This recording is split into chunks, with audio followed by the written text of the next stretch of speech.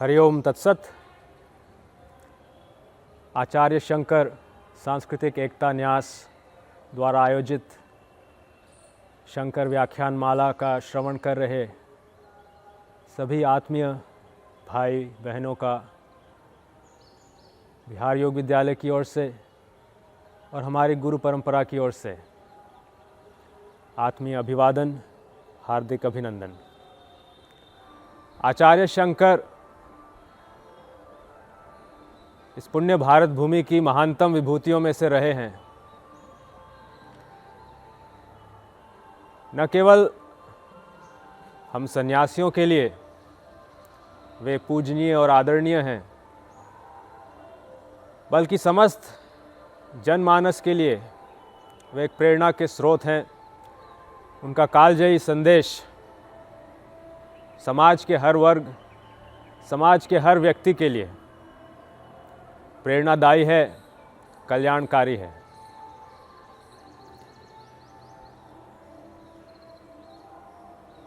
और हम लोगों के लिए एक हर्ष का विषय है कि मध्य प्रदेश सरकार के संस्कृति विभाग के तत्वावधान में इस न्यास ने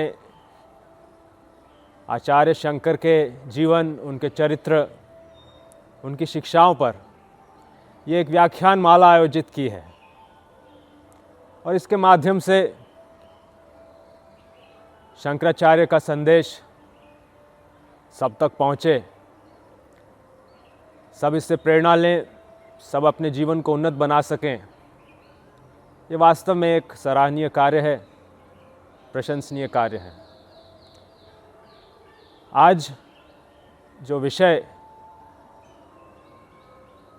इस चर्चा के अंतर्गत हमें मिला है वो है योग और अद्वैत वेदांत। और इस चर्चा को हम पहले वेदांत के विषय से प्रारंभ करेंगे और फिर हम योग के विषय पर आएंगे। और ये चर्चा दार्शनिक दृष्टिकोण से कम और व्यवहारिक दृष्टिकोण से ज़्यादा रहेगी, क्योंकि ये जो शिक्षा है, ये जो विद्या है, इसका मूल प्रयोजन व्यक्ति का कल्याण है, जीवन का उत्थान है। और यदि ये संभव ना होता हो तो फिर वो विद्या, वो ज्ञान निष्प्रयोजन ही है। वेदांत क्या है? हमारी परंपरा में इसे समस्त ज्ञान का, समस्त वेदों का सार बतलाया गया है। समस्त वेदों का ये निचोड़ है, मूल तत्व, उसका सबसे महत्वपूर्ण भाग। इसे सबसे उच्चतम ज्ञान कहा गया है, इसे सबसे उच्चतम विद्या कहा गया है। इसे ही ब्रह्म ज्ञान के नाम से जाना जाता है, इसे अध्यात्म विद्या कहा जाता है, आत्मज्ञान, आत्म साक्षात्कार, ये अलग अलग इसके नाम हैं। पर जो मूल इसका तत्व है वो हमसे, हमारे जीवन से, हमारे आसपास के संसार से संबंधित है। अनादिकाल से मनुष्य ये चिंतन करता आया है कि मैं कौन हूँ, आखिर मेरा अस्तित्व है, मैं कहाँ से आया, मैं कहाँ जाऊँगा। ये एक स्वाभाविक चिंतन मनुष्य मन में हमेशा रहा है। फिर मनुष्य ने अपने आसपास देखा, अपनी सृष्टि, अपने संसार को देखा, पेड़ पौधे, पशु पक्षी, चांद सितारे, ये संसार क्या है, कहाँ से आया, प्रयोजन क्या है। और फिर एक तीसरा प्रश्न जो मन में स्वाभाविक रूप से उभरता है कि क्या इसके पीछे कोई सृष्टिकर्ता भी है, इसका नियंता, इसका रचयिता क्या कोई है। इस प्रकार से ये तीन मुख्य बिंदु प्रश्न का रूप लेके सामने उभरते हैं। जीव, आसपास का जगत और ईश्वर। और जितने भी आज तक के दर्शन हुए हैं, सिद्धांत हुए हैं, अलग अलग मत और संप्रदाय हुए हैं, उन सब में इन्हीं तीन विषयों को लेकर, इन तीन विषयों को अलग अलग रूप से समझने का प्रयास किया गया है और अलग अलग दर्शन सामने उभर कर आए हैं। और इन सब दर्शनों में जो शिरोमणि है, जो सबसे ऊंचा स्थान रखता है, वो वेदांत का दर्शन है। वेदांत दर्शन मूलतः महर्षि वेदव्यास के ब्रह्म सूत्रों पर आधारित है और इन ब्रह्म सूत्रों की भी व्याख्या अलग अलग आचार्यों ने अलग अलग दृष्टिकोण से की है और उनके दृष्टिकोण, उनके विचार, उनके मत अलग अलग दर्शनों के रूप में सामने आए हैं। आज हमारा जो विषय है वो अद्वैत वेदांत का है, जिसके प्रतिपादक आचार्य शंकर रहे। और इसमें इन तीन मूल तत्वों को, ईश्वर, जगत और जीव, एक बहुत ही अनुपम, सुंदर और सारगर्भित तरीके से और अत्यंत सटीक तरीके से एक ही सूत्र में पिरोया गया है। यदि संक्षेप में आचार्य शंकर के अद्वैत वेदांत को समझना हो तो ये तीन बिंदुओं से समझा जा सकता है। पहला पॉइंट, पहला बिंदु, ब्रह्म सत्यम। इस पूरे जगत में, इस पूरी सृष्टि में एकमात्र सत्य, एकमात्र तत्व, एकमात्र सत्ता जिसकी है, उसको एक नाम दिया गया है ब्रह्म।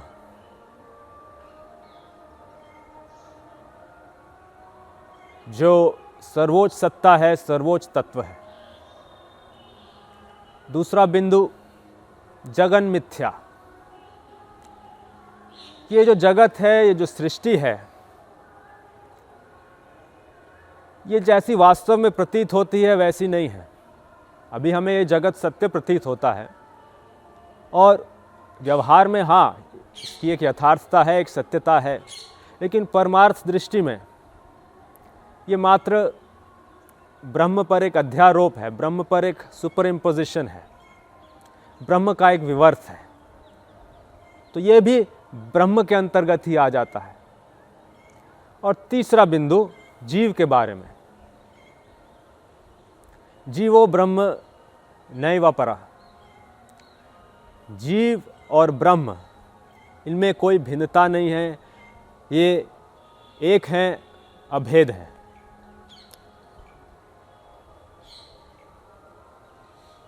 संक्षेप में कहा जाए तो सर्वम खल्विदम ब्रह्म, सब कुछ ब्रह्ममय है। मैं, आप, संसार, ईश्वर, मूलतः, तत्वतः इनमें कोई भेद नहीं है। इसी को श्रुतियों ने, उपनिषदों ने तत्वमसि की घोषणा से विवेचित किया है, उद्घोषित किया है। और पूरे विश्व भर में हम समझते हैं ऐसा कोई दर्शन, ऐसा कोई वाक्य नहीं होगा जो इस ब्रह्म वाक्य के समान हो सके। एक सरल, सटीक और व्यक्ति में आशा, प्रेरणा और बल का संचार करने वाला वाक्य, तत्वमसि, वही तुम हो। ये वाक्य जीव को स्मरण कराता है कि वो दुर्बल, असहाय, कमजोर, कायर नहीं है। मूलतः वो वही तत्व है जिसने ये सृष्टि बनाई है। वही मूल तत्व जिसे वेदांत में सत, चित, आनंद से अभिहित किया जाता है। चेतन है, आनंदमय है, वही हमारा वास्तविक स्वरूप है। ये अद्वैत वेदांत की घोषणा है, ये उसका मुख्य सिद्धांत है। अब प्रश्न उठता है कि यदि यही अंतिम सत्य है, यदि यही वास्तविक यथार्थ है, तो हमें इसका अनुभव क्यों नहीं होता? और एक महत्वपूर्ण पॉइंट है, एक महत्वपूर्ण प्रश्न है, क्योंकि एक बात याद रखिए कि वेदांत मात्र एक शुष्क दर्शन नहीं है, ये एक जीवन में उतारने योग्य, जीवन में अनुभव करने योग्य विषय है। और जब वेदांत का, द्वैत वेदांत का जीवन में अनुभव होता है, जीवन में व्यक्ति से आत्मसात करता है, तब वास्तव में उस आत्म तत्व का बोध होता है, उसका अनुभव होता है। उसी को अलग अलग लोग अलग अलग नामों से संबोधित करते हैं। कोई आत्मज्ञान कहता है, कोई आत्म साक्षात्कार कहता है, और वो जीवन का अंतिम लक्ष्य माना गया है वेदांत के अनुसार।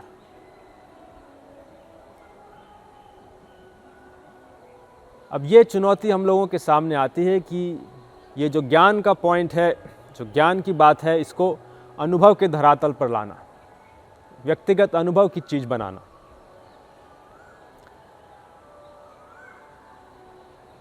और अभी ये अनुभव के क्षेत्र में क्यों नहीं आ पाता? वेदांत कहता है कि इसका कारण है कि हम अभी अविद्या से ग्रस्त हैं। समष्टि में जो काम माया करती है, एक माया ब्रह्म की ब्रह्मकारी शक्ति है, जो ब्रह्म लाती है, जो एक पर्दा ले आती है, उसी से सृष्टि का जो प्रपंच दिखलाई देता है वो हमारे सामने उभर कर आता है। जो समष्टि स्तर पर जो काम माया करती है, वो व्यष्टि स्तर पर, जीव के स्तर पर अविद्या करती है। और ये अविद्या एक पर्दा डाल देती है, एक बीच में एक आवरण ले आती है, और जीव अपने मूल स्वरूप को भूल जाता है, भ्रम में पड़ जाता है, और स्वयं को आत्म के बजाय इस भौतिक देह से, इस मन से, इस अंतःकरण से जोड़ने लगता है। मैं ये शरीर हूँ, मैं ये मन हूँ, मन में उठने वाले विचार हूँ, उनसे एक तादात्म्य हो जाता है, आइडेंटिफिकेशन हो जाता है, अध्यास हो जाता है। और ये मूल कारण है कि व्यक्ति अपने मूल स्वरूप से च्युत होकर संसार के बंधन में पड़ता है, दुख सुख का का अनुभव करता है। और वेदांत ने इस बाधा को, इस व्यवधान को 3 श्रेणियों में बांटा है, जिस वजह से जीव अपना मूल स्वरूप भूल बैठता है और स्वयं को देह समझने लगता है, देह बुद्धि से ग्रस्त हो जाता है। पहला है मल। मल का मतलब अशुद्धि। विभिन्न अशुद्धियां हैं जो अंतःकरण में आती हैं, जो चित्त में आती हैं। ये अशुद्धियां हमारे संस्कार ही हैं, जो जितने हम कर्म करते हैं वो कर्ता भाव से करते हैं, कर्ता भाव से करते हैं तो भोक्ता का भाव भी रहता है। कर्म करते हैं, कर्म से संस्कार बनता है, संस्कार से पुनः एक वासना जगती है कर्म करने की, वासना से इच्छा, इच्छा से कर्म, और ये एक अनंत चक्र चलता रहता है। और ये जो है, इसे वेदांत ने मल की संज्ञा दी है। दूसरी बाधा है विक्षेप। विक्षेप का मतलब चंचलता, भटकाव, उच्छृंखलता, अस्थिरता। कि हम अपने आप को जो मानते भी हैं, शरीर या मन या अंतःकरण, वो स्थिर नहीं है। हमारी बुद्धि, हमारा मन चंचल है, और इस चंचल मन के साथ उस सूक्ष्म तत्व जिसको हम आत्म तत्व कहते हैं, उसका अन्वेषण संभव नहीं है। और अंतिम बाधा है आवरण। आवरण यानी पर्दा, एक बीच में एक व्यवधान है। जैसे हम किसी प्रकाश को देखना चाहते हैं, लेकिन प्रकाश के सामने अगर पर्दा लगा है, एक आवरण है, तो हमें वो प्रकाश दिखलाई नहीं देगा। उसी तरह आत्म के सामने एक आवरण है, एक पर्दा है, और हम उस आत्म के प्रकाश को, जो हमारा वास्तविक स्वरूप है स्वयं प्रकाश का, उसे हम अनुभव नहीं कर पाते। अब वेदांत में वेदांतिक साधना का वर्णन आता है, जिसके माध्यम से एक अधिकारी साधक इन बाधाओं का अतिक्रमण करके स्वयं को उस आत्म तत्व में स्थापित कर सके।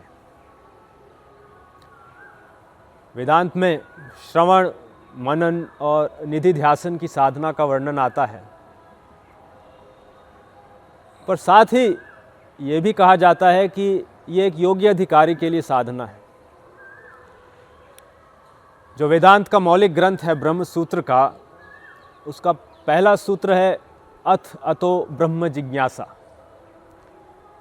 और उसी से स्पष्ट हो जाता है जो अथ अतो आया है कि अब जो ब्रह्म जिज्ञासा कही जा रही है, अब कही जा रही है। यानी एक पूर्व अपेक्षा है कि साधक ने अपने जीवन में कुछ अधिकार अर्जित कर लिया है, कुछ क्वालिफिकेशंस उसके जीवन में आ गई हैं। और वेदांत में इसको साधन चतुष्टय कहा जाता है। विवेक, वैराग्य, षट संपत्ति, मुमुक्षत्व, ये कुछ ऐसे गुण हैं जो एक साधक में होने चाहिए, जिसके अर्जन के बाद ही वो स्वयं को वेदांत की साधना में तल्लीन कर सकता है।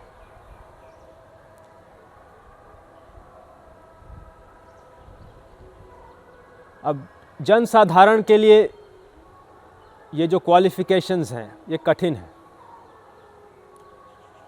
आम आदमी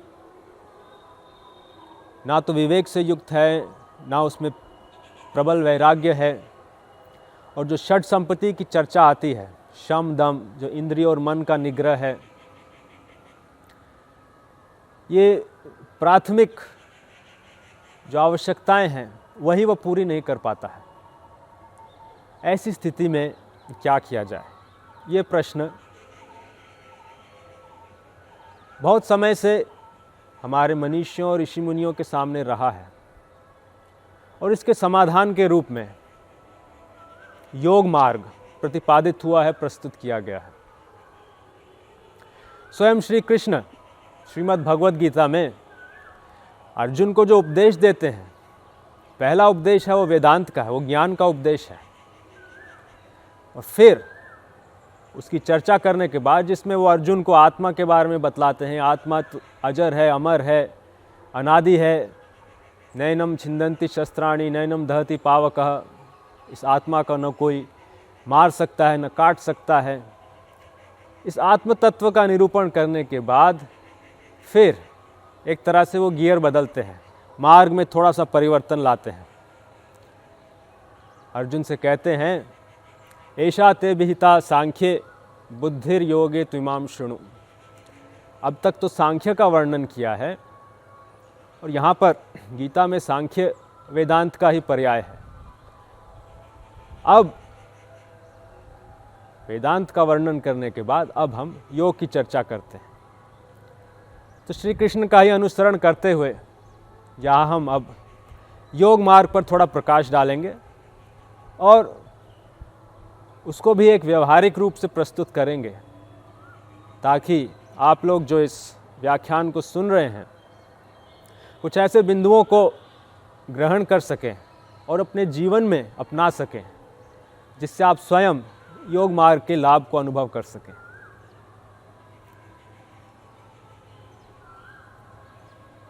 योग आज एक प्रचलित शब्द है, इसकी अनेक परिभाषाएं प्रचलित हैं, और सामान्य रूप से आजकल लोग योग को केवल एक शारीरिक अभ्यास मानने लगे हैं। किंतु वास्तव में योग का शारीरिक पक्ष तो उसका मात्र 5% भी नहीं होगा। वास्तव में योग का संबंध शरीर, मन, भावनाओं, आत्मा सबसे है, हमारे पूर्ण व्यक्तित्व से है। और यहाँ हम योग की वो परिभाषा आपके सामने रखने जाएंगे जो हमारी अपनी गुरु परंपरा में प्रचलित है। हमारी परंपरा प्रारंभ होती है ऋषिकेश के स्वामी शिवानंद जी महाराज से, जिस तरह से भारतीय परंपरा में आचार्य शंकर को भगवान शंकर का अवतार माना गया है, उसी तरह से एक मान्यता है कि स्वामी शिवानंद जी भी उसी परम तत्व के अवतरण थे। अपने पूर्वाश्रम में वे एक मेडिकल डॉक्टर थे और बाद में संन्यास्त होने के बाद ऋषिकेश में दिव्य जीवन संघ की स्थापना की। और यद्यपि वे स्वयं एक उच्च कोटि के ज्ञानी थे, एक उच्च कोटि के भक्त थे, लेकिन उन्होंने जनसाधारण के लिए योग का मार्ग प्रशस्त किया, क्योंकि वो एक कालदर्शी मनीषी थे जिन्होंने समझ लिया कि आने वाले समाज में मनुष्य अनेक चिंताओं से, अनेक परेशानियों से, अनेक आधियों व्याधियों से ग्रस्त होने वाला है। और इसलिए उन्होंने योग का एक समग्र स्वरूप समाज के सामने प्रस्तुत किया। इससे पहले तक योग का जो अभ्यास भी समाज में प्रचलित था, उसका स्वरूप खंडित था। योग की अनेक शाखाएं थीं। हठ योगी योग के केवल शारीरिक पक्ष पर ध्यान देते थे, राजयोगी केवल ध्यान आदि पर केंद्रित रहते थे, भक्ति योग के अनुयायी उपासना आराधना में तल्लीन रहते थे, ज्ञान योग के उपासक स्वाध्याय में, शास्त्रों के अध्ययन में लीन रहते थे। स्वामी शिवानंद जी ने योग की इन विभिन्न शाखाओं को एक संश्लिष्ट, समग्र, एक इंटेग्रल स्वरूप देते हुए समाज के सामने प्रस्तुत किया। और उन्होंने लोगों के सामने एक आदर्श प्रस्तुत किया कि इस समग्र योग का पालन करते हुए उस वेदांत के, उस अद्वैत वेदांत के मूल तत्व का जीवन में हम धीरे धीरे अनुभव कर पाएंगे। स्वामी शिवानंद जी के लिए भी वेदांत मात्र एक दर्शन नहीं था, वो एक व्यवहारिक जीवन का आधार था। स्वामी शिवानंद जी के अनुसार वेदांत जीवन में तभी सार्थक होगा जब हमारा जीवन के प्रति दृष्टिकोण बदलेगा।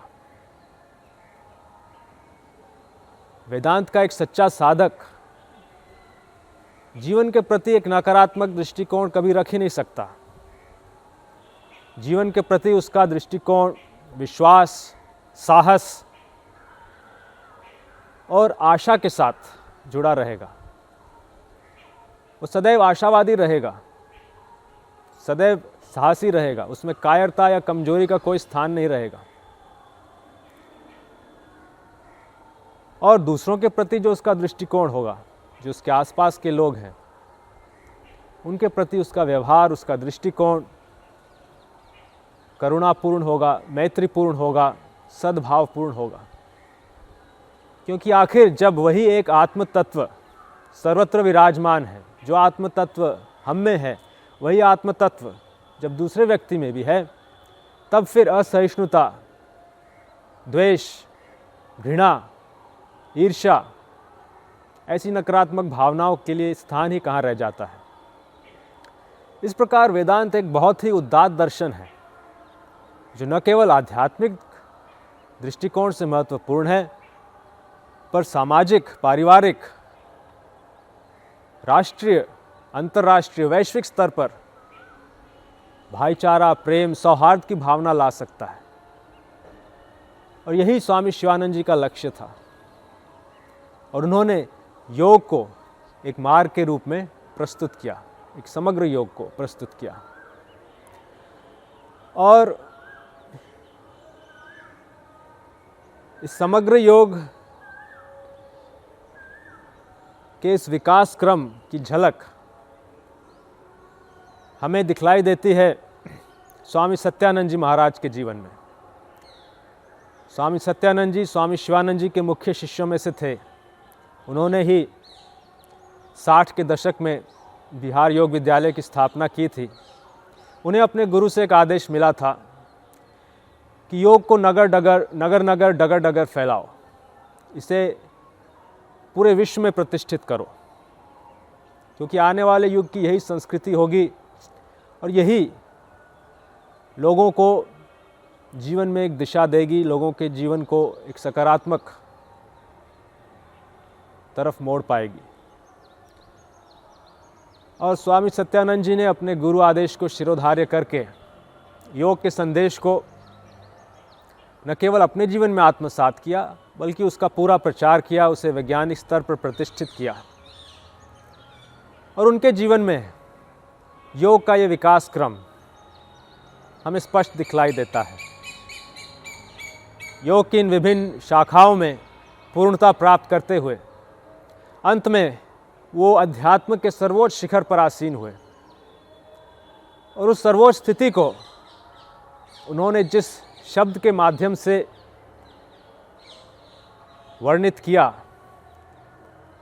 वो आत्म साक्षात्कार या आत्मज्ञान या आत्मदर्शन नहीं था। उन्होंने जो शब्द प्रयुक्त किया वो शब्द था आत्मभाव।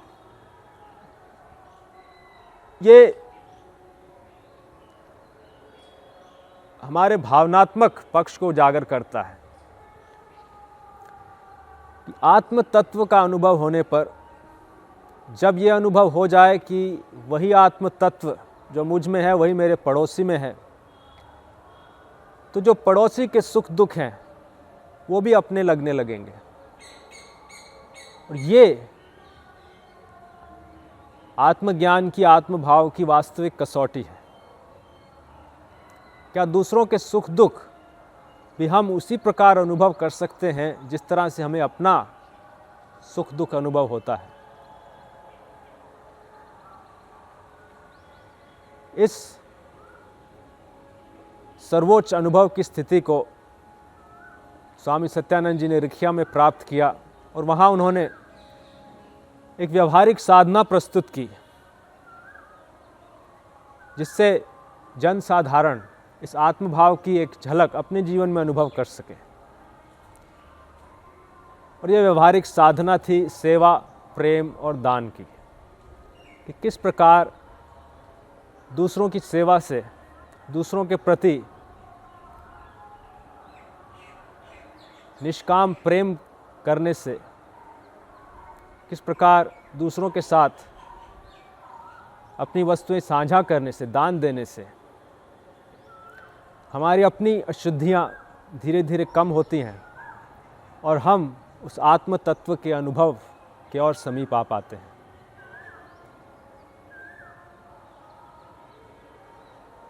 और इस तरह से स्वामी सत्यानंद जी ने अपने जीवन में वास्तव में योग के संदेश को चरितार्थ करते हुए दिखलाया कि जो समग्र योग स्वामी शिवानंद जी बतलाया करते थे, जिसका उद्देश्य वो बतलाते थे कि मनुष्य के बुद्धि, भावना और कर्म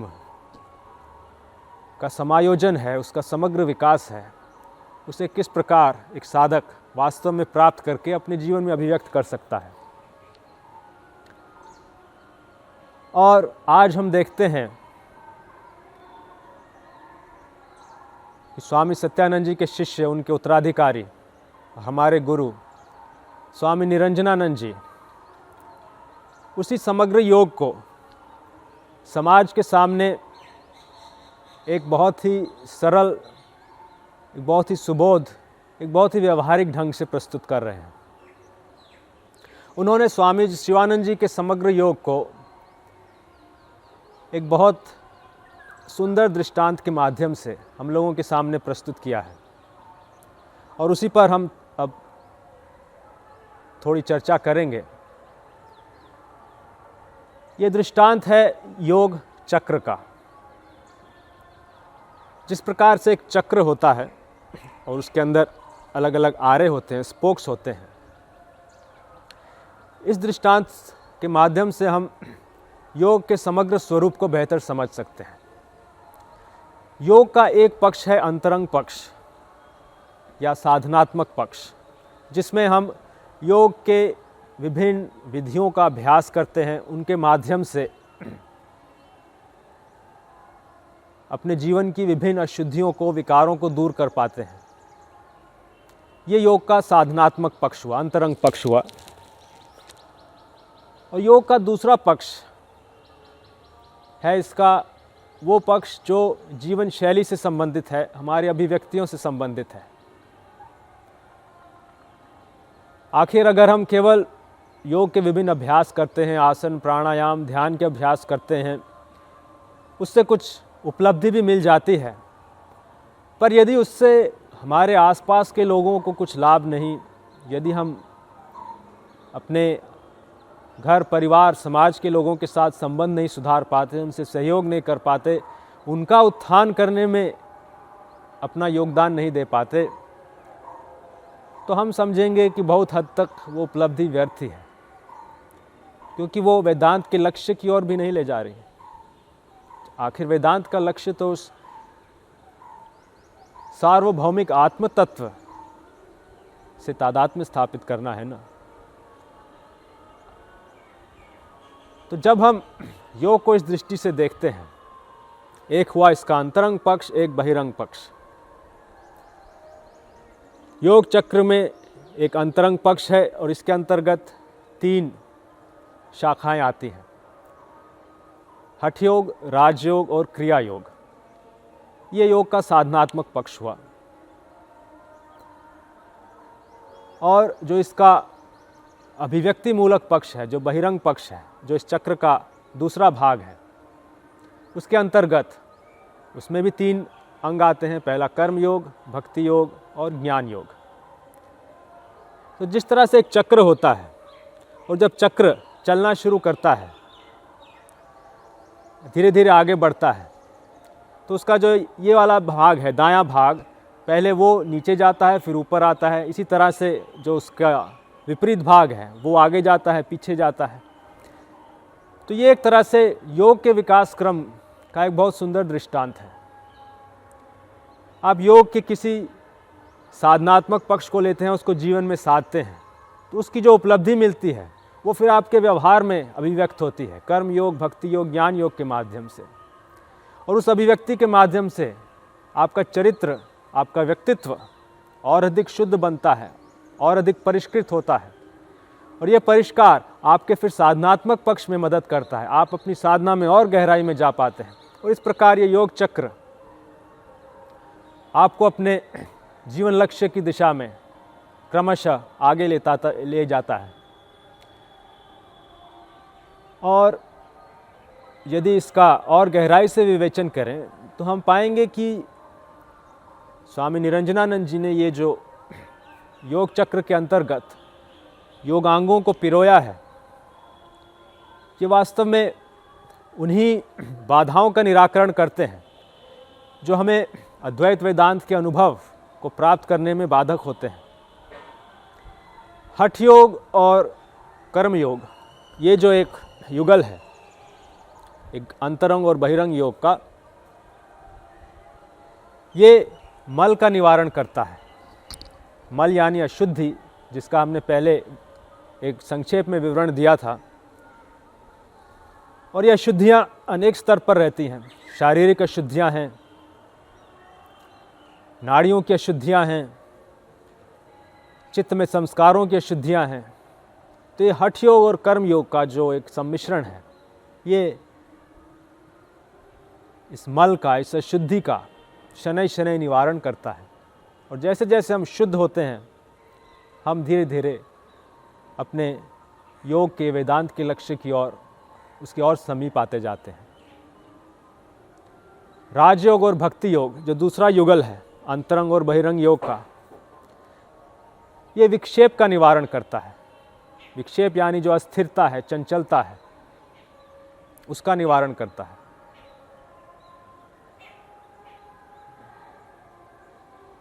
और अंत में क्रिया योग और ज्ञान योग, ये उस आवरण को हटाते हैं, उस पर्दे को हटाते हैं जो हमें उस आत्म तत्व के अनुभव से दूर रखता है। इसको एक सरल दृष्टांत से हम लोग बेहतर समझ सकते हैं कि यहाँ पर हम आत्म तत्व जैसे एक सूक्ष्म तत्व का अन्वेषण करने का प्रयास कर रहे हैं। व्यवहारिक जीवन में भी हम लोग जब किसी सूक्ष्म तत्वों को देखना चाहते हैं तो एक सूक्ष्मदर्शी, एक माइक्रोस्कोप जैसा यंत्र इस्तेमाल करते हैं। अब मान लीजिए आप एक सूक्ष्मदर्शी कहीं से लेकर आते हैं, मान लीजिए वो बहुत पुराना है, किसी जगह बहुत देर से रखा था, आप उसको लेकर आए। उसके माध्यम से आप किसी सूक्ष्म चीज़ को देखना चाह रहे हैं। शुरू में वो चीज़ दिखलाई नहीं देगी। पहली बात तो उसके अंदर अशुद्धियां हैं, मल है, वो जो ट्यूब रहती है जिसके माध्यम से हम देखते हैं उसमें कूड़ा कचरा करकट कीड़े मकोड़े भरे पड़े हैं। तो पहली चीज़ आप उसको साफ़ कीजिए, वो हुआ मल का निवारण। उसके बाद अब फिर से आप देखने का प्रयास करते हैं, लेकिन फिर भी अभी आप सफल नहीं हो पाते। क्यों? क्योंकि वो सूक्ष्मदर्शी पुराना है, उसके सब पुर्जे हिलते हैं, वो स्थिर नहीं है। तो जो आपको दृश्य, जो इमेज भी दिखलाई देती है वो साफ नहीं रहती, क्योंकि विक्षेप है, अस्थिरता है। तो वहाँ फिर आपको पुरुषार्थ करना है, जो भी आपको स्क्रू टाइट करने हैं, कसना है, उसको स्थिर करने के लिए। ये हुआ विक्षेप का निवारण, जो राजयोग और भक्ति योग, उपासना और ध्यान के माध्यम से संपन्न होता है। ये सब करने के बाद भी अभी एक चीज़ बचती है। आप लोग देखे होंगे आजकल हर चीज़ जो आती है बाज़ार में, उस पर कोई ना कोई प्लास्टिक चिपका रहता है। जब तक वो चीज़ चिपकी रहती है, हमको अंदर में क्या है पूरा दिखलाई नहीं देता। इसी तरह आपका जो सूक्ष्मदर्शी यंत्र है, हो सकता है उसके लेंस पर एक प्लास्टिक लगा हो। जब तक वो लगा है, आप अपनी विषय वस्तु को देख नहीं पाएंगे। तो उस आवरण को हटाना है। और वो तीसरा काम है जो क्रिया योग और ज्ञान योग के माध्यम से संपन्न होता है।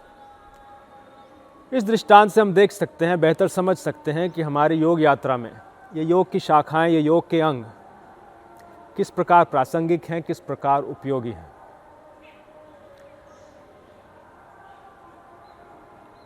अब जन साधारण के लिए इन योगांगों को अपने जीवन में उतार पाना शुरू में थोड़ा कठिन हो सकता है। आखिर योग की हर शाखा के अपने अपने ग्रंथ हैं। हठ योग के अंतर्गत घेरंड संहिता, हठ योग प्रदीपिका जैसे ग्रंथ हैं। कर्मयोग के लिए गीता का शास्त्र है। राजयोग में महर्षि पतंजलि के योग सूत्र और अन्य ग्रंथ उपलब्ध हैं। भक्ति योग में नारद के भक्ति सूत्र हैं, श्रीमद् भागवत हैं, रामचरितमानस हैं। अब इतने अधिक ग्रंथों का अध्ययन एक सामान्य व्यक्ति के लिए, यदि असंभव ना भी कहें तो कठिन अवश्य है। आज की व्यस्त दिनचर्या में उतना समय निकाल पाना, उतनी अधिक चीज़ों का अध्ययन और फिर जीवन में आत्मसात कर पाना निश्चित रूप से एक चुनौती है। और इस कठिनाई को देखते हुए स्वामी निरंजनानंद जी ने एक बहुत ही व्यवहारिक योग का स्वरूप हम लोगों के सामने प्रस्तुत किया है। एक तरह से ये सूत्रात्मक साधना है। जिस तरह से एक ग्रंथ को सूत्रों में बद्ध किया जाता है, छोटे छोटे वाक्यों में, जिनका समावेश करने पर वो पूरा अर्थ ग्रंथ का सामने आता है, उसी तरह से योग का अभ्यास सूत्र रूप में, या जो इसको और एक सामान्य शब्द का उपयोग करें तो कैप्सूल रूप में, छोटे छोटे कैप्सूल के रूप में आप अपने दैनिक जीवन में यदि अपना सकें तो आप स्वयं प्रत्यक्ष रूप से योग के इन लाभों को अनुभव करने लगेंगे। तो ये अब कुछ सूत्र हम आपके सामने अब रखेंगे। ये योग का व्यवहारिक पक्ष है। और यदि आप वास्तव में योग का और वेदांत का एक अनुभव जीवन में प्राप्त करना चाहते हैं, उसे मात्र एक ज्ञान के स्तर की बात नहीं रखना चाहते हैं, तो आप अवश्य इन सूत्रों को अपने जीवन में स्थान देंगे।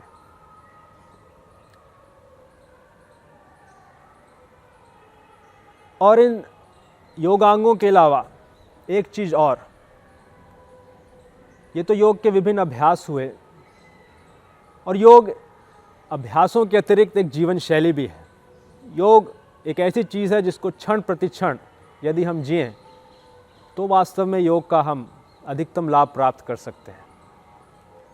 और योग का ये जो जीवन शैली पक्ष है, इसके लिए भी स्वामी निरंजनानंद जी ने हम लोगों को कुछ जीवन शैली यम नियम दिए हैं, और इसके भी एक सूत्र की हम चर्चा अंत में करेंगे।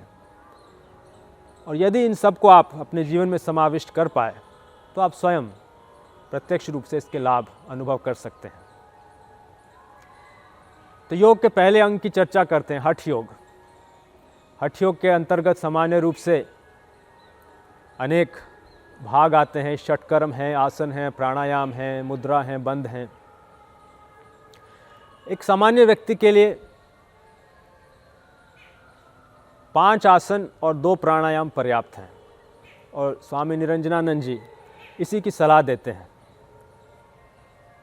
इन 5 आसन हैं ताड़ासन, तिर्यक ताड़ासन, कटी चक्रासन, सूर्य नमस्कार और एक विपरीत होकर किया जाने वाला आसन।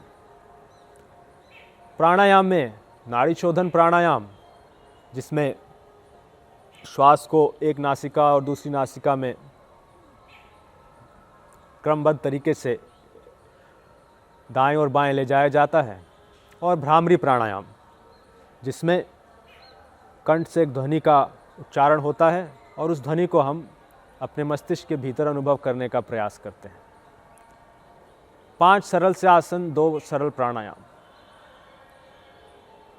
ये एक छोटा सा कैप्सूल है, एक छोटा सा सूत्र है हठ योग का, जिसको व्यवहार में लाने में ना तो अधिक समय लगेगा और एक सामान्य स्वास्थ्य वाले व्यक्ति के लिए ये ना तो कठिन है और ना ही अधिक श्रम साध्य है।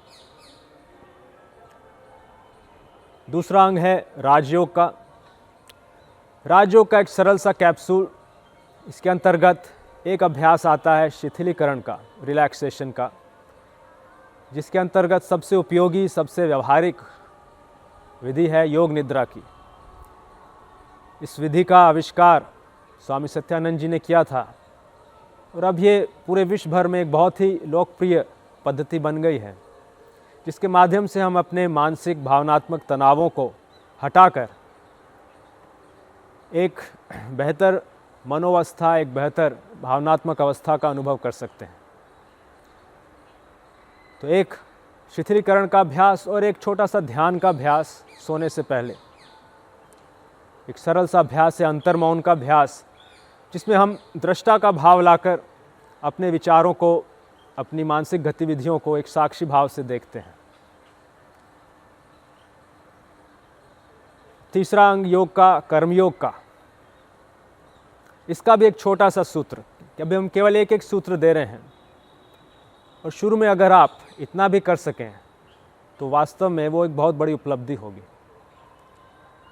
कर्मयोग का एक छोटा सा सूत्र जो स्वामी जी देते हैं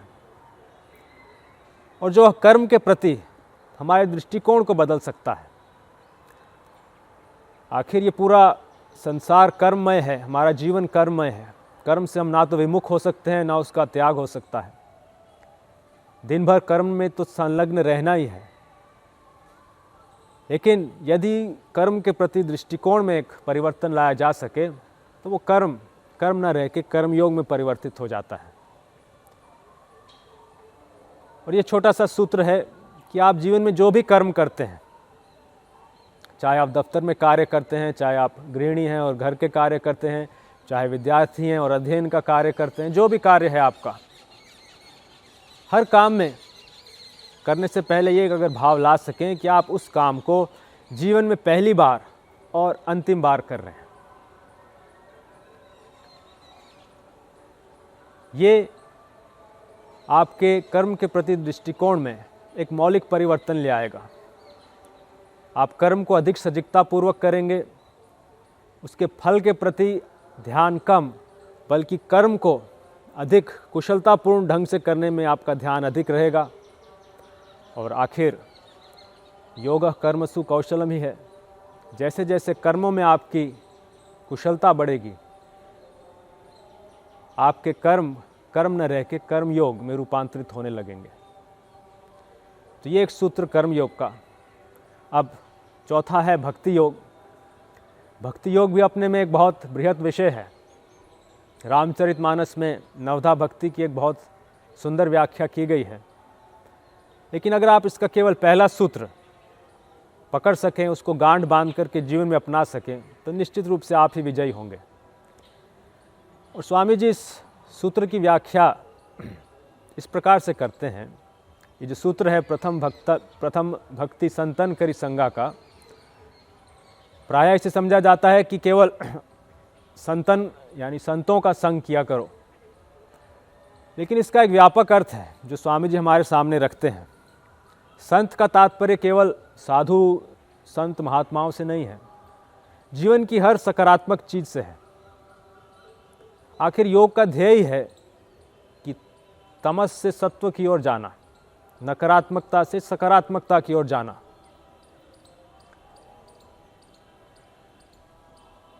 हम यदि अब अपने जीवन को थोड़ा गहराई से देखें और देखें कि हमारा जीवन में किन किन चीज़ों से संग होता है,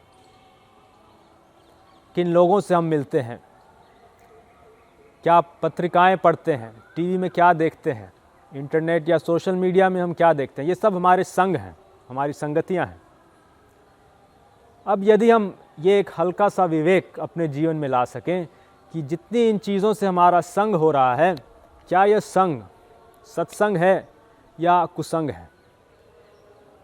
जिस चीज़ से भी हम जुड़ रहे हैं, क्या वो हमारे लिए लाभदायक है, हमारा उत्थान करने वाली है, या हमें नकारात्मकता की ओर ले जाने वाली है।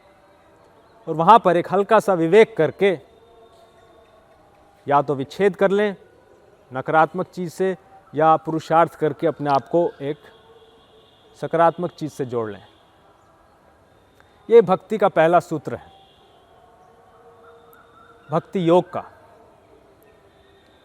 जिसमें धीरे धीरे लक्ष्य रहता है कि अपनी भावनाओं को परिष्कृत किया जाए। भावनाओं का जो प्रवाह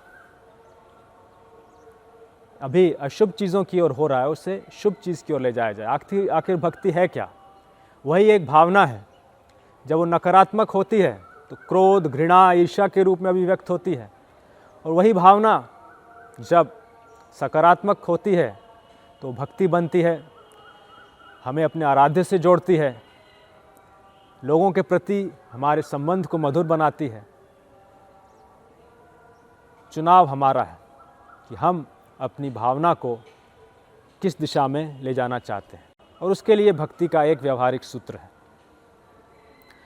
और अंत में चीज़ थी ज्ञान योग की। ज्ञान योग भी अपने में एक गहन विषय है, लेकिन जैसा हमने बतलाया, इसका जो अंतिम अनुभव है वो है आत्मभाव का। और यदि हम इस आत्मभाव को धीरे धीरे अपने जीवन में लाने का प्रयास करें, तो हम वेदांत के लक्ष्य को धीरे धीरे अपने समीप ला सकते हैं। हम स्वयं उस लक्ष्य के समीप जा सकते हैं। और इसके लिए एक व्यवहारिक सूत्र स्वामी जी देते हैं। अभी हमारा अपनापन का जो भाव है वो सीमित है केवल अपने परिवार तक। हम दो, हमारे दो, पति पत्नी, पुत्र पुत्री, उनसे तो अपनापन रहता है, उनके सुख दुख को तो हम अपना समझ लेते हैं। लेकिन उसके बाहर का जो आयाम है वो हमारे लिए पराया हो जाता है। अब एक ही झटके में ये कह पाना कि समस्त विश्व से हम एक अपनापन का भाव जोड़ लें, ये तो व्यवहारिक नहीं है। लेकिन धीरे धीरे एक प्रयास किया जा सकता है, और इसका एक व्यवहारिक उपाय स्वामी जी देते हैं। मान लीजिए आपका हम दो हमारे दो का परिवार है। आपकी दो संतानें हैं। मान लीजिए आप उनके लिए कुछ खरीदने जाते हैं, जूते या कपड़े या कुछ भी। तो अगर आप उनके लिए 2 जोड़े जूते लाते हैं या 2 जोड़े कपड़े के लाते हैं, तो एक तीसरा जोड़ा भी ले लीजिए। ये उस संतान के लिए जो आपकी अपनी नहीं है, जो अनजान है, जो अभाव में है, और उसको बिना किसी स्वार्थ की भावना के, बिना किसी प्रतिदान की अपेक्षा के यदि आप दे सकें, यदि ऐसे किसी व्यक्ति को वो तीसरा जोड़ा दे सकें, तो आपने कुछ हद तक उस आत्मभाव को अपने जीवन में चरितार्थ किया है। और जब धीरे धीरे अभ्यास से ये भाव पुष्ट होगा तो वास्तव में आप योग और वेदांत के इस वास्तविक सार को समझ पाएंगे, अनुभव कर पाएंगे। तो ये तो हमने योग की मुख्य शाखाओं के एक एक सूत्र आपके सामने रखे। अब जीवन शैली का एक सूत्र आपके सामने रखेंगे। हमने कुछ समय पहले कहा था कि स्वामी निरंजनानंद जी ने जिस तरह से योग की विभिन्न शाखाओं के अंतर्गत विभिन्न यम नियम आते हैं, उसी तरह यौगिक जीवन शैली के विधायक यम नियम प्रस्तुत किए हैं। और इनके अंतर्गत जो पहला यम आता है वो है मनः प्रसाद का। मनः प्रसाद यानी प्रसन्नता, प्रसन्न रह पाना, चाहे जीवन में जैसी भी परिस्थिति आए। ये प्रसन्नता एक ऐसा कवच है जो आपको दैनिक जीवन में प्रतिदिन लगने वाले दुख के बाणों से बचाता है। शुरू में यह अभ्यास कठिन लग सकता है और हमारे सामने स्वामी जी ने एक चुनौती रखी है जिसको वो निरंजन चैलेंज कहते हैं, निरंजन चुनौती। क्या आप अपने एक दिन के जीवन में 24 घंटे की अवधि में पूरे 24 घंटे प्रसन्न रह सकते हैं या नहीं? ये एक चुनौती है हम लोगों के सामने। और इस चुनौती को सिद्ध करने के लिए हम ये एक छोटा सा अभ्यास, एक छोटा सा प्रयास आरंभ कर सकते हैं जीवन में। मान लीजिए हम एक 5 मिनट की अवधि अपने लिए निश्चित करें कि 24 घंटे में हम 5 मिनट प्रसन्न रह पाएंगे। कोई एक अवधि निश्चित कर लें और फिर धीरे धीरे उस अवधि को बढ़ाएं। फिर चाहे परिस्थिति प्रतिकूल हो या अनुकूल हो, जीवन में समस्या हो, परेशानी हो, हम अपने आप को उस प्रसन्नता के भाव से जोड़ के रखें। यदि हम ऐसा कर पाते हैं तो हम वास्तव में अपने मौलिक स्वरूप, अपने आत्म स्वरूप के करीब आ रहे हैं। आखिर आत्मा का मूल स्वरूप क्या है? सत, चित और आनंद। उस आनंद से अपने आप को जोड़ना, निरंतर उससे जुड़े रहने का प्रयास करना, अपने आप को सकारात्मक बनाए रखना, चाहे आसपास का वातावरण कैसा भी प्रतिकूल क्यों ना हो। ये मन प्रसाद की साधना है। इसे ही गीता में मानसिक तप कहा गया है। अब आप इसे मानसिक तप समझिए, एक यम समझिए, एक साधना का अंश समझिए, ये तो आपके ऊपर है। लेकिन इसे भी अगर आप एक सूत्र की तरह गांठ बांध के रख लें और जीवन में उतारने का प्रयास करें तो आपको निश्चित रूप से जीवन में एक सकारात्मक परिवर्तन अनुभव होगा। इस प्रकार योग का एक समग्र स्वरूप हमने आपके सामने प्रस्तुत किया है और इससे आप एक अंदाज़ा लगा सकते हैं कि योग का दृष्टिकोण क्या है। योग उसी स्थान से प्रारंभ कर रहा है जिस स्थान पर आप हैं। वेदांत का लक्ष्य तो बहुत ऊंचा है, आत्म तत्व की प्राप्ति, आत्म तत्व से तादात्म्य। और अभी हमारी स्थिति वहाँ तक नहीं है। अभी हम देह बुद्धि से ग्रसित हैं, देहाध्यास है, हम अपने आप को देह मानते हैं। देह, मन जो हमारे निम्न कोश हैं, अभी उन्हीं में हम ग्रसित हैं। तो योग कहता कोई बात नहीं, आप जहाँ हैं वहीं से अपनी यात्रा प्रारंभ कीजिए। आप अपने आप को देह मानते हैं, कोई बात नहीं, कम से कम उस देह को स्वस्थ बनाइए, उस देह को सबल बनाइए, उस देह को विकार मुक्त बनाइए। आप अपने आप को मन मानते हैं, कोई बात नहीं, मन को विकार मुक्त कीजिए, मन को सबल बनाइए, सुदृढ़ बनाइए, सशक्त बनाइए। और ऐसा करते करते स्वयं जब आपके ये अंतःकरण, आपका ये बहिकरण परिष्कृत होता जाएगा, आपका अध्यास इनसे हटके आत्मा से जुड़ता जाएगा। ये योग की मौलिक विचारधारा है। तो एक तरह से योग के दो मुख्य लक्ष्य बन रहे हैं। एक तो है परिष्कार, जो भी अशुद्धियां हैं उनको निकालने का प्रयास, चाहे वो शारीरिक स्तर पर हो, प्राणिक स्तर पर हो, मानसिक स्तर पर हो, भावनात्मक स्तर पर हो।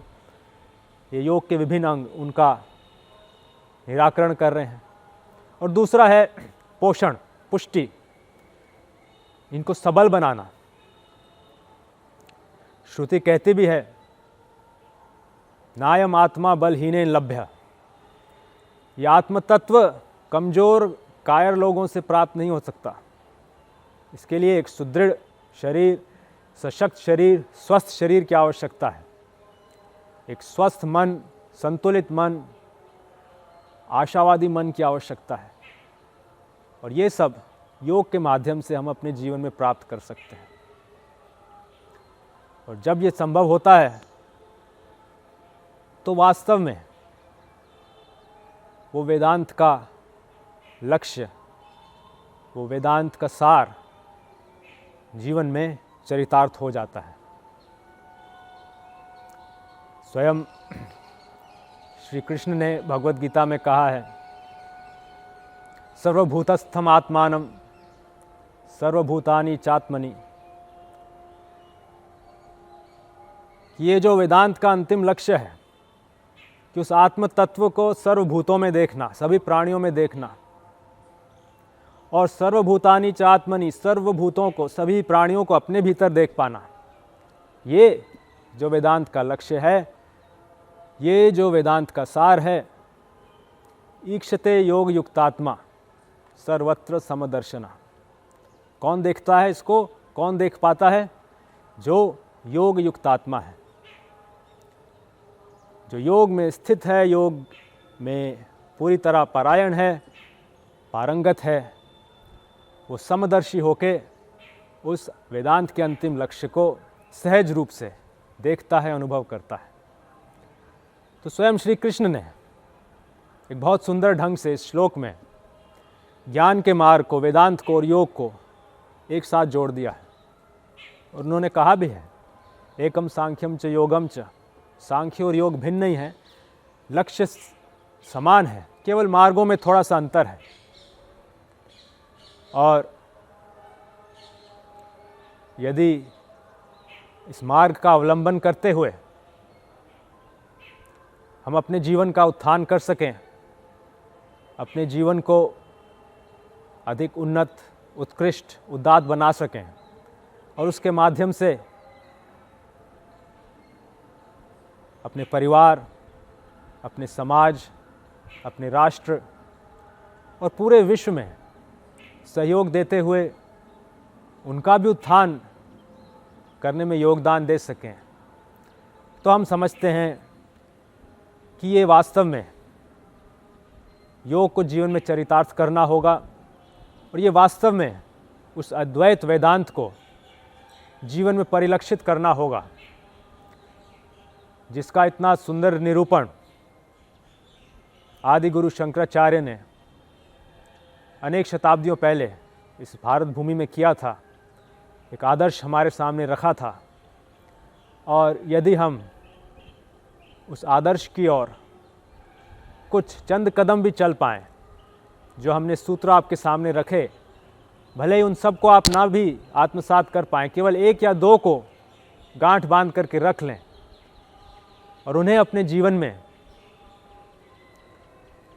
अमल में लाने का प्रयास करें, तो हम समझते हैं कि ये आचार्य शंकर के प्रति हमारी सबसे अच्छी, सबसे भावभीनी और सबसे सार्थक श्रद्धांजलि होगी। यही श्रद्धांजलि हमें उनकी प्रेरणा से जोड़ेगी, उनकी शक्ति और ऊर्जा से जोड़ेगी, और हम उनके बतलाए मार्ग पर, उनके पद चिन्हों पर सुगमता से आगे बढ़ते रह पाएंगे। यही हमारी शुभकामना है, यही हमारी प्रार्थना है। और आप में से यदि कुछ लोग योग के विषय में अधिक जानकारी प्राप्त करना चाहते हैं तो हमारी संस्था की जो वेबसाइट है biharyoga.net, उसके माध्यम से अधिक जानकारी प्राप्त कर सकते हैं। साथ ही हमारी संस्था के जितने भी प्रकाशन हैं वो सभी ऑनलाइन उपलब्ध हैं, निःशुल्क उपलब्ध हैं। उसकी वेबसाइट है satyamyogprasad.net, और यदि आप इच्छुक हों तो उस वेबसाइट से इन ग्रंथों का अनुशीलन करके आप योग विद्या के बारे में, योग विज्ञान के बारे में अधिक जानकारी प्राप्त कर सकते हैं। इसके साथ हम अपनी वाणी को विराम देते हैं। बिहार योग विद्यालय की ओर से, स्वामी निरंजनानंद जी की ओर से आप सबको हरि ओम तत्सत।